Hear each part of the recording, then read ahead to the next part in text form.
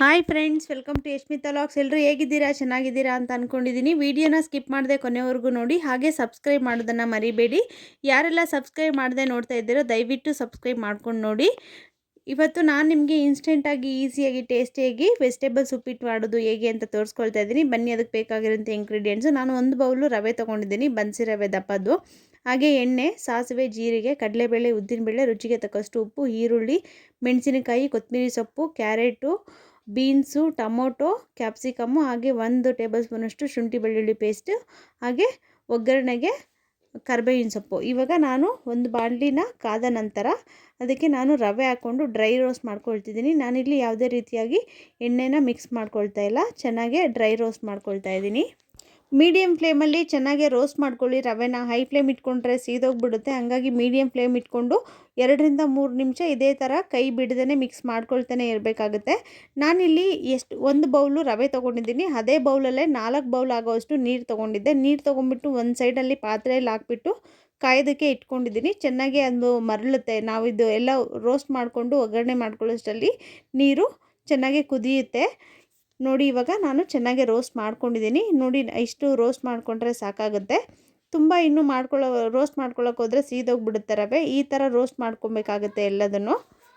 ಒಂದು ಪಾತ್ರೆಯಲ್ಲಿ ಎಣ್ಣೆ ಹಾಕ್ಕೊಂಡಿದ್ದೀನಿ. ಎಣ್ಣೆ ಕಾದ ನಂತರ ಸಾಸಿವೆ ಜೀರಿಗೆನ ಹಾಕ್ಕೊಂಡಿದ್ದೀನಿ. ಅದಾದ ನಂತರ ನಾನಿಲ್ಲಿ ಕಡಲೆಬೇಳೆ ಮತ್ತು ಉದ್ದಿನಬೇಳೆನ ಲೋ ಫ್ಲೇಮ್ ಇಟ್ಕೊಂಡು ಫ್ರೈ ಮಾಡ್ಕೊಳ್ತೀನಿ, ಗೋಲ್ಡನ್ ಬ್ರೌನ್ ಬರೋವರೆಗೂ.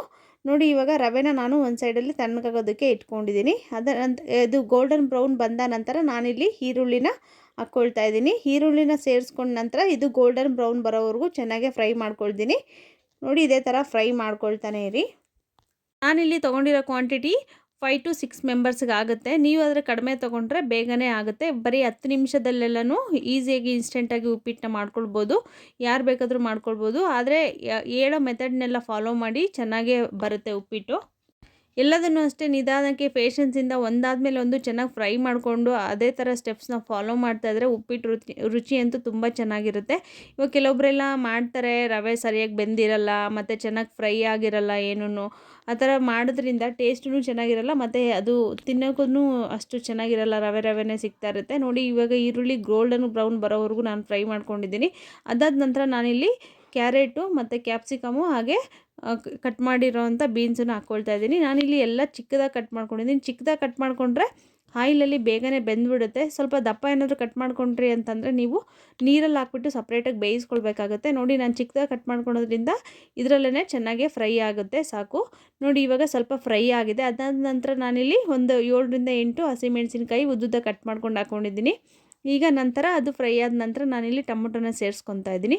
ನೋಡಿ, ಎಲ್ಲದನ್ನೂ ಅಷ್ಟೇ ಚೆನ್ನಾಗಿ ಫ್ರೈ ಮಾಡ್ಕೊಳ್ಳಿ. ನಾನು ಕರ್ಬೇವಿನ ಸೊಪ್ಪು ಮೊದಲೇ ಹಾಕಬೇಕಾಗಿತ್ತು, ನಾನು ಮರ್ತೋಗ್ಬಿಟ್ಟೆ, ಹಾಗಾಗಿ ಲಾಸ್ಟಲ್ಲಿ ಹಾಕ್ಕೊಳ್ತಾ ಇದ್ದೀನಿ.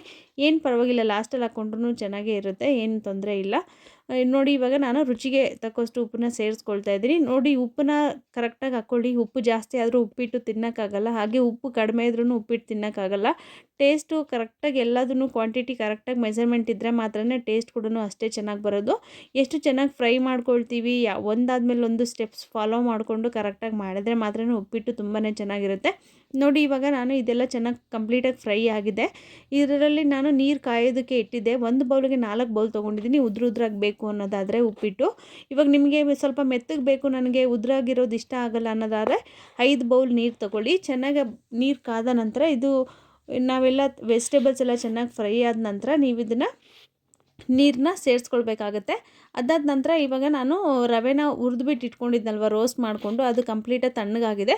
ನಾನಿವಾಗ ಸ್ವಲ್ಪನೇ ಹಾಕ್ಕೊಳ್ತಾ ಮಿಕ್ಸ್ ಮಾಡ್ಕೊಳ್ತಾ ಇದ್ದೀನಿ.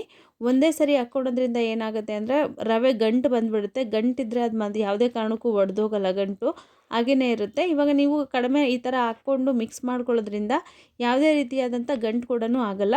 ಇದೇ ಥರ ಕಾಯಿಸ್ಕೊಂಡ ನಂತರ ಒಂದು ಮಿನಿಟ್ ಈ ಥರ ಪ್ಲೇಟ್ನ ಮುಚ್ಚಿಡಿ. ನೋಡಿ, ಎಷ್ಟು ಚೆನ್ನಾಗಾಗಿದೆ ಅಂತೇಳ್ಬಿಟ್ಟು ಎಲ್ಲದನ್ನು ವಾಟ್ರೆಲ್ಲ ನೀಟಾಗಿ ಅಬ್ಸರ್ವ್ ಆಗಿದೆ.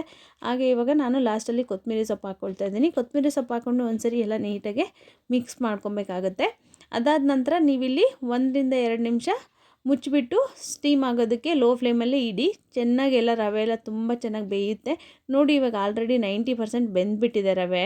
ಇವಾಗ ನಾನು ಸ್ವಲ್ಪ ಕೊತ್ತಂಬರಿ ಸೊಪ್ಪು ಹಾಕ್ಕೊಂಡು ನೀಟಾಗಿ ಇನ್ನೊಂದು ಸರಿ ಮಿಕ್ಸ್ ಮಾಡ್ಕೊಳ್ತಾ ಇದ್ದೀನಿ. ಇದೆಲ್ಲ ಮಿಕ್ಸ್ ಮಾಡ್ಕೊಂಡ ನಂತರ ನಾನು ಒಂದು ಪ್ಲೇಟ್ನ ಮುಚ್ಚಿಬಿಟ್ಟು 2ರಿಂದ 3 ನಿಮಿಷ ಸ್ಟೀಮ್ ಆಗೋದಕ್ಕೆ ಬಿಡ್ತೀನಿ.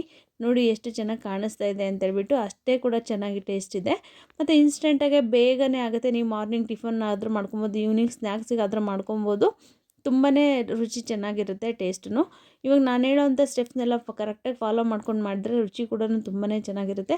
ಕೆಲವೊಬ್ಬರಿಗೆ ದಪ್ಪ ರವೆಯಲ್ಲಿ ಇಷ್ಟ ಆಗಲ್ಲ, ಕೆಲವೊಬ್ಬರಿಗೆ ಸಣ್ಣ ರವೆ ಉಪ್ಪಿಟ್ಟು ಬೇಕಾಗುತ್ತೆ, ಕೆಲವೊಬ್ಬರು ಮನೆಯಲ್ಲಿ ಸಣ್ಣದು ರವೆ ಬೇಕು, ಕೆಲವೊಬ್ಬರಿಗೆ ದಪ್ಪ ರವೆ ಬೇಕು. ನಿಮಗೆ ಯಾವ ರವೆ ಇಷ್ಟ ಆಗುತ್ತೋ ನೀವು ಆ ರವೆ ತೊಗೊಳ್ಳಿ.